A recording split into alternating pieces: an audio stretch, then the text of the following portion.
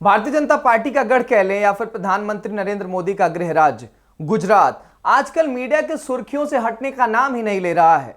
जैसे जैसे गुजरात विधानसभा चुनाव की तारीखें नजदीक आ रही हैं, वैसे वैसे राज्य में राजनीतिक हलचल दिखाई दे रही है। एक तरफ भाजपा है और दूसरी तरफ कांग्रेस है, जो गुजरात के लिए पुरानी चादर हो चुकी है। तो दूसरी तरफ अरविंद केजरीवाल और असदुद्दीन ओवैसी जैसे नेता हैं, जिनके गुजरात चुनाव में उतरने से राज्य की जनता को कुछ और विकल्प नजर आने लगे हैं।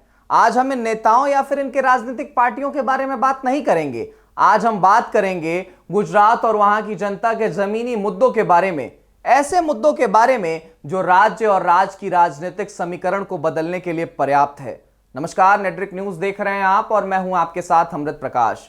गुजरात में 1 दिसंबर यानी कल और 5 दिसंबर को विधानसभा चुनाव के लिए वोटिंग होगी, जबकि 8 दिसंबर को यह भी पता चल जाएगा कि इस बार राज्य में एक बार फिर से भारतीय जनता पार्टी यानी भाजपा आएगी या फिर गुजरात की जनता को अब बदलाव चाहिए।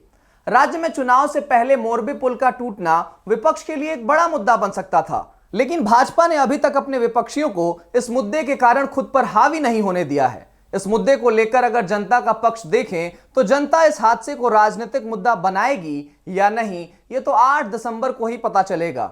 जनता के बीच एक और मुद्दा बहुत तेजी से घर करता दिख रहा है और वो है बिल्किस बानो गैंगरेप और हत्या का मामला। आपको याद होगा तो कुछ दिन पहले ही अदालत ने बिल्किस बानो के अपराधियों को छोड़ दिया था। बिल्किस बानो का मुद्दा इस चुनाव में नजर आ सकता है। अपराधियों की सजा में छूट का मुद्दा बहुसंख्यकों और अल्पसंख्यकों पर अलग अलग देखा जा सकता है।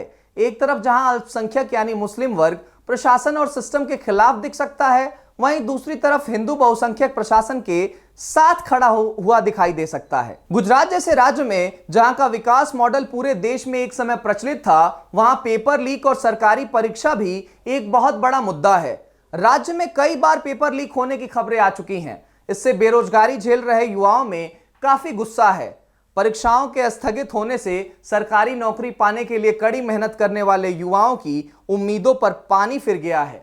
इससे राज्य के नौजवान भाजपा से नाराज दिखते हैं।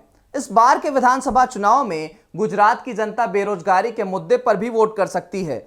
बेरोजगारी तो वैसे देश भर की एक बड़ी समस्या बन गई है, लेकिन कोई भी सरकार इस मुद्दे पर जनता के साथ खड़ी नहीं दिखती।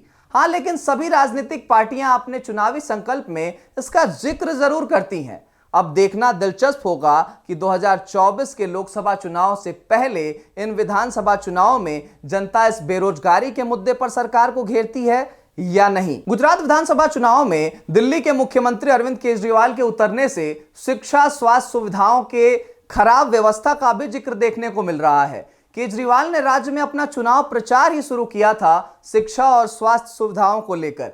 इस कारण गुजरात की आम जनता को शिक्षा, स्वास्थ्य सुविधा और खराब सड़क को लेकर केजरीवाल का विकल्प दिख सकता है। जानकारों की माने तो इस बार गुजरात में सत्ता विरोधी लहर और किसानों का मुद्दा भी विधानसभा चुनाव में निर्णायक भूमिका बन सकता है। आपको ये तो पता ही होगा कि भाजपा गुजरात में 27 सालों से सत्ता में काबिज है।